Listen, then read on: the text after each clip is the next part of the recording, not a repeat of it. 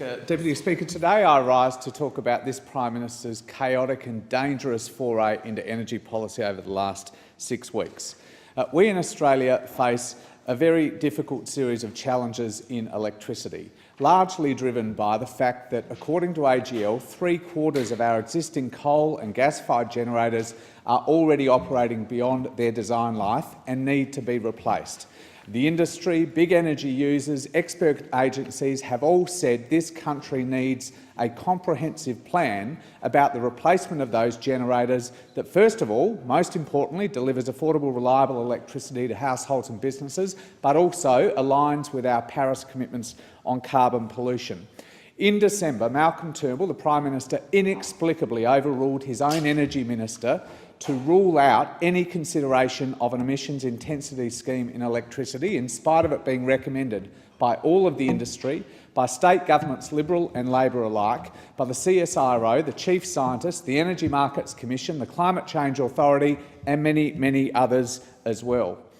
The Prime Minister's former energy advisor, Danny Price, said this makes the Liberal Party, quote, the party of increased electricity prices and reduced energy security.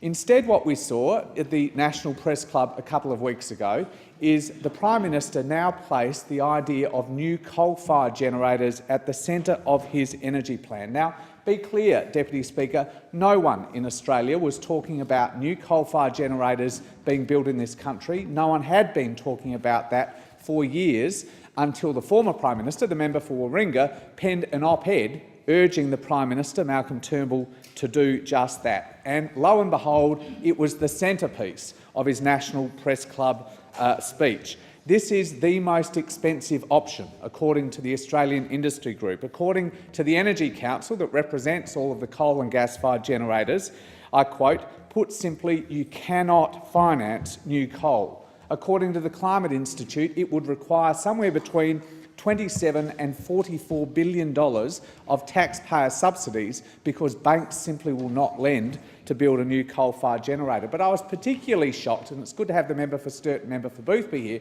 I was particularly shocked to read on the front page of the Australian newspaper last week that senior government sources are already drawing up plans to build a new coal-fired generator at Pelican Point on the Lefevre Peninsula.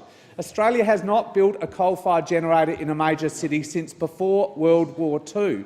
And I can tell the member for Sturt and I can tell the member for Boothby as well, there will not be a coal-fired generator built in the community of Port Adelaide. While I am the member, the community will reject it, and the Prime Minister needs to stop listening to the hard right of the Liberal Party about the important issue of electricity.